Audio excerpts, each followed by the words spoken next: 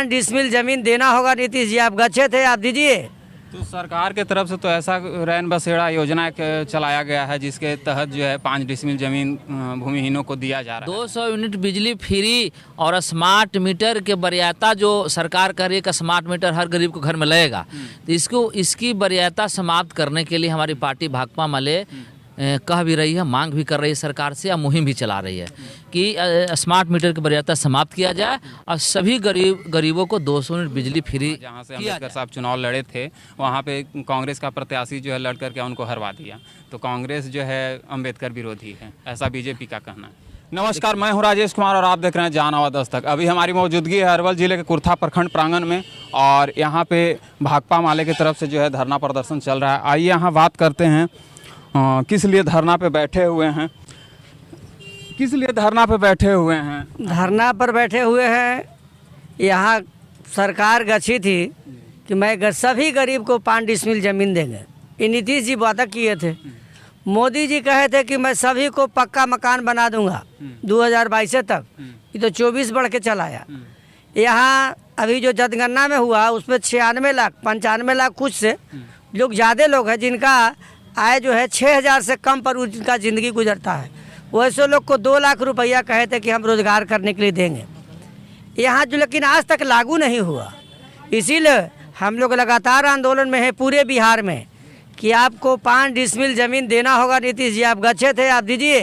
तो सरकार के तरफ से तो ऐसा रैन बसेरा योजना चलाया गया है जिसके तहत जो है 5 डिसमिल जमीन भूमिहीनों को दिया जा रहा है। नाम चाहे जैसे बदलिए, सब गरीब को मिलना चाहिए। अब रैन बसेरा कह के दीजिए, चाहे बखोर कह के दीजिए, लेकिन गरीब को रहने के लिए ज़मीन देना होगा, इंदिरा आवास देना होगा, रोज़गार करने के लिए उनको 2 लाख रुपया देना होगा, पक्का का मकान में रहे, यहाँ के लोगों को रोज़गार मिले। इस आंदोलन तो कर रहेंगे और जब तक मिलेगा नहीं तब तक ये आंदोलन जारी रहेगा। और हम लोग आंदोलन जीते हैं, हारे कभी नहीं हैं। जब जब गरीबी लड़ी है तो अपना अधिकार लेके रहा है। यह भी लड़ाई हम लोग जीतेंगे, इस कगार पर है। अभी सर्वे शुरू हो गया है, जल्दी में देखिए कितना दिन में सर्वे कराती है। चुनाव से पहले तक घोषणा करके पैसा उसको तो देना ही पड़ेगा, और नहीं तो उकरो बेचारा के यहाँ से हटावे के प्लान बनेले हैं। इस सरकार को विदा कर देना है। क्या कहेंगे, इधर भी हैं अवधेश जी, क्या कहिएगा? धरना पे बैठे हुए हैं आप लोग। हम लोग हक दो वादा निभाओ के तहत जो है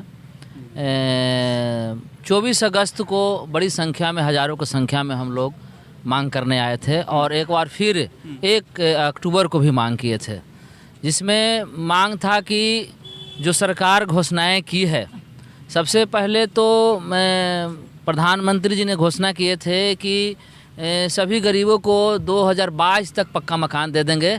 कोई गरीब भारत में नहीं रहेंगे, आज तक गरीब को पक्का मकान नहीं मिला, तो उसको वादा पूरा करें। गरीब अभी बहुत से बचे हुए हैं जो टेंट लगा करके रह रहे हैं, पोखर में, आहार में, बहुत से लोग हैं। बिल्कुल बिल्कुल, बहुत लोगों को तकलीफ है। और फिर नीतीश जी ने घोषणा किए थे, बिहार के मुख्यमंत्री घोषणा किए थे कि हमें सभी गरीब भूमिहीनों को 5 डिसमिल ज़मीन देंगे और उसके बाद बास्कित पर्चा देंगे और पक्का मकान देंगे, और बास्कित पर्चा देंगे कि जो कोई उसको हटाएगा नहीं, ज़मीन भी देंगे आहार पर, पोखर में बसे हुए सारे लोगों को, और बास्कित पर्चा देकर पक्का मकान देंगे। उनको भी वादा फेल हो गया। दूसरी वादा किए थे नीतीश जी ने कि लघु उद्यमी योजना के तहत हम सभी जो बेरोजगार नौजवान हैं, जो बेरोजगार महिलाएं हैं, लड़कियां हैं जो घर में ऐसे ही रहती है, उनको 2 लाख रुपया देंगे लघु उद्यमी योजना के तहत काम करने के लिए फ्री, जो अपना कुछ दुकान कर लें या तो सिलाई कटाई के मशीन करके अपना कुछ न कुछ बिजनेस करके 2 पैसा कमा सकते हैं, अपने जीवन यापना कर सकते हैं। लेकिन जो वादा किए केंद्र सरकार और बिहार सरकार, पटना की सरकार और दिल्ली की सरकार, जो वादा किए सारे वादा इनको फेल हो गया। यही वादा खिलाफी के खिलाफ आज हम लोग हक दो वादा निभाओ के तहत तीसरी बार हम लोग प्रखंड मुख्यालय पर धरना दिए हैं और हम लोग मांग करने आए हैं, यहाँ के बीडीओ और सीओ से मांग करने आए कि सरकार के कानों तक इस बातों को पहुँचाया जाए कि तीसरी बार हम लोग मांग कर रहे हैं कि सरकार जो वादा किया हो वादा को पूरा करे, अन्यथा जितने भी गरीब भूमिहीन हैं अबरी जो है 4थी बार हम लोग धरना देने आएंगे तो अनिश्चितकालीन धरना देंगे। आपका बैनर पे लिखा हुआ 200 यूनिट बिजली फ्री दो। अगर आप लोग अभी जो है इंडिया गठबंधन के साथ में हैं तो आप लोग अगर सरकार में आते हैं बिहार में तो क्या 200 यूनिट बिजली फ्री दीजिएगा? एकदम एकदम एकदम 200 यूनिट बिजली फ्री और स्मार्ट मीटर के वरीयता जो सरकार कह रही है कि स्मार्ट मीटर हर गरीब को घर में लगेगा, तो इसकी वरीयता समाप्त करने के लिए हमारी पार्टी भाकपा माले कह भी रही है, मांग भी कर रही है सरकार से, या मुहिम भी चला रही है कि स्मार्ट मीटर की वरीयता समाप्त किया जाए और सभी गरीबों को 200 यूनिट बिजली फ्री किया जाए।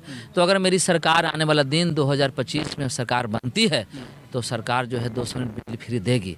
जब जो है दिल्ली में और झारखंड में 200 यूनिट बिजली फ्री दिया जा सकता है सरकार के जरिए तमाम वहाँ के जनता को, गरीबों को, तो बिहार में क्यों नहीं दिया जा सकता है? दिया जा सकता है। लेकिन सरकार जो है यहाँ तो बिजली को प्राइवेटीकरण करके और जो है सरकार उसके हाथों में बेच दी है, चाहे तो बिजली हो, रेलवे हो, या खेती हो, शिक्षा विभाग हो, या तो हॉस्पिटल में जो है स्वास्थ्य विभाग हो, सारे चीज़ को प्राइवेटीकरण किया जा रहा है। स्मार्ट मीटर का क्यों विरोध कर रहे हैं? स्मार्ट मीटर एक ऐसी मीटर जो है जो खून चुसवा स्मार्ट मीटर है।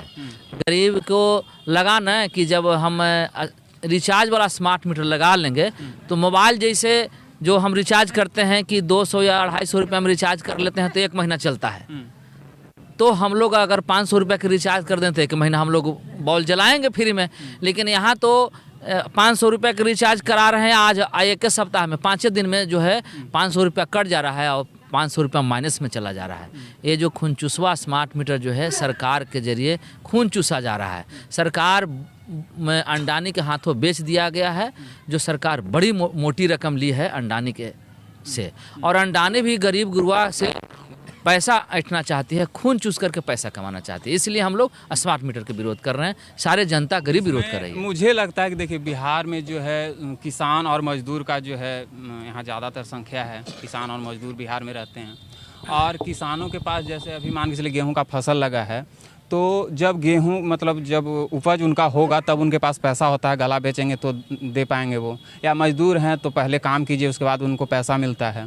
तो इसमें सबसे बड़ी हमको बात लगती है कि जो पहले इसमें पैसा जो दिया जाता है कि आप रिचार्ज करवाइए, यानी पहले पैसा दीजिए उसके बाद उपयोग कीजिए, ये सबसे बड़ी दिक्कत है यहाँ के बिहार में। खास करके ऐसा नहीं होना चाहिए बिल्कुल भी, क्योंकि यहाँ किसान और मजदूर का जो है बिहार है। आगे इधर दीपक जी हैं, युवा नेता, इनसे बात करते हैं। क्या कहेंगे दीपक जी? पूरे देश को पूंजीपतियों को गुलाम बना दिया गया। ये देश है जो पूरा देश पूंजीपतियों का भी गुलाम हो गया है। एक केवल इंदिरा आवास का सवाल नहीं है, या 2 लाख रुपया सरकार देने के लिए बोला था गरीबों को, केवल उसका सवाल नहीं है। यहाँ अगर कहिए तो संविधान को ख़त्म करने का, देश का जो संविधान है उसको ख़त्म करने का प्रयास किया जा रहा है। लगातार संविधान की प्रतियां को जलाया जा रहा है। आपको पता होगा, आप मीडिया वाले हैं, दिल्ली के जंतर मंतर के पर भाजपा के नेताओं के द्वारा, कार्यकर्ताओं के द्वारा कुछ साल पहले संविधान की प्रतियां को जलाया गया। अभी कुछ दिन पहले अमित शाह के द्वारा जिस तरह से सदन में खुद सरकार के द्वारा ही ये समय दिया गया था कि सब लोग संविधान के ऊपर बहस करेंगे, लेकिन जब बहस उठाए तो उनको बर्दाश्त नहीं हुआ, और वो उन्होंने कहा कि अम्बेडकर जितना आप करते हैं, अगर आप भगवान का नाम लेंगे तो आप स्वर्ग चल जाएंगे। ये बताइए कि उनको कैसे पता है कि स्वर्ग कहाँ है, नरक कहाँ है? ये खुद पता नहीं है। और जब भगवान की बात करते हैं तो ठीक है, भगवान अगर आपको लगता है कि भगवान हैं, तो फिर ये जो गरीब लोग हैं इनको क्यों धरना पर बैठने की ज़रूरत पड़ रहा है? क्यों इंदिरा आवास के लिए, नली गली के लिए, अपने बच्चों के भविष्य के लिए, रोजगार के लिए क्यों धरना पर बैठ रहे हैं? सोचने वाली बात है। और जहाँ तक अभी जो अधिकार मिला, कहने का मतलब है कि अमित शाह जो है अम्बेडकर जी का जो है, अम्बेडकर साहब का मतलब अपमान किए हैं। बिल्कुल अपमान किए हैं। ये तो बात यहाँ षड्यंत्र यहाँ नहीं है, उन्होंने एक मैंने षड्यंत्र की तरह इन्होंने बात को फेंका है कि लोगों के अंदर क्या असर पड़ता है। अगर ये असर ज़्यादा पड़ेगा तो वो अपनी वाणी को वापस ले लेंगे, अगर ज़्यादा असर नहीं पड़ता है तो फिर इसी तरह से लगातार हमला करके और अम्बेडकर को साइड कर देंगे। क्योंकि देखिए, एक समय कांग्रेस जब मजबूत थी भाजपा के सामने, तो कांग्रेस के जो मैंने चुनाव लड़ रहे थे तो गांधी और नेहरू को आगे कर रहे थे। गांधी और नेहरू भाई देश की आज़ादी में थे, तो गांधी और नेहरू को इतना बदनाम किया, इतना बदनाम कर दिया गया और कांग्रेस कमजोर हो गई। उसी तरह से इनके सामने अगर कोई आ रहा है तो जो अम्बेडकर की विचारधारा पर चलने वाले लोग हैं, अम्बेडकरवादी लोग हैं, वो उनके सामने सबसे ज़्यादा खतरा सामने आ रहा है। अभी अंबेडकर को डैमेज करने का उपाय सोच रहे हैं कि किस तरह से ये अंबेडकर को लोग तो बोल रहे हैं कि कांग्रेस जो है अंबेडकर साहब को मतलब चुनाव नहीं लड़ने दिया, जीतने नहीं दिया। वहाँ जहाँ से अंबेडकर साहब चुनाव लड़े थे वहाँ पे कांग्रेस का प्रत्याशी जो है लड़ करके उनको हरवा दिया। तो कांग्रेस जो है अंबेडकर विरोधी है, ऐसा बीजेपी का कहना है। देखिए वो अंबेडकर उस समय थे और वो एक राजनीतिक पार्टी का फैसला है, किसको वो चुनाव लड़ाएंगे किसको चुनाव नहीं लड़ाएंगे ये उनका फैसला है। लेकिन जो अंबेडकर जी का जो विचारधारा था, जो उन्होंने संविधान दिया, वो भाई संविधान तो पूरे देश के लिए था, उनका विचारधारा तो पूरे देश के लोग मानते हैं। तो इस पे हम बात कर रहे हैं। वो कि चुनाव लड़ाना एक अलग बात होती है, कौन कहाँ से लड़ेंगे वो पार्टीगत बात होती है। तो आज अंबेडकर के जगह जगह मूर्तियों को तोड़ा जा रहा है, संविधान की प्रतियों को जलाया जा रहा है, संविधान का विरोध किया जा रहा है, अंबेडकर जी का विरोध कर दिया जा रहा है। तो ये समझिए कि डायरेक्ट गरीबों को जो महापुरुष हैं उनके ऊपर हमला किया जा रहा है। गरीबों को ही नहीं है, पूरे देश के वो महापुरुष हैं अम्बेडकर जी, सब लोग मानते हैं। उनको दिमाग में तो यही लगता है ना कि गरीब को जो अधिकार मिला है इसी संविधान के बदौलत मिला है। और ये संविधान, जिस संविधान के बदौलत ये अधिकार मिला है, वो संविधान अगर रहेगा तो गरीब लोग हमेशा लड़ते रहेंगे। अगर संविधान अगर नहीं रहेगा और यहाँ पर जो मनुस्मृति को हम स्थापित कर देंगे, लगातार उन लोग बोल रहे हैं, तो मनुस्मृति में क्या है, फिर से वही जमींदारी शासन, 4 लाठी मारेगा, छुआछूत का अति चलने लगेगा, प्रचलन चलने लगेगा, गरीबों से, दलितों से, मजदूरों से एक बीता ज़मीन छुआने लगेगा, ये सभी चीज़ें होने लगेगा।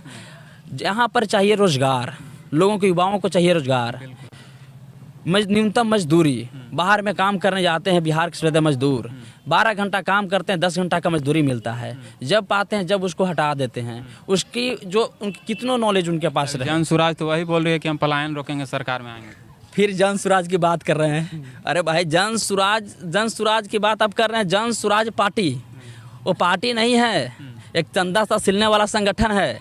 प्रशांत किशोर क्या बोल रहे थे जब वो चल रहे थे गांव-गांव, कहीं गए थे, तो वो क्या बोल रहे थे, ये जन सुराज पार्टी नहीं है, ये एक योजना है जो गरीबों के लिए लड़ने के लिए मैंने इस तरह से बनाया गया है।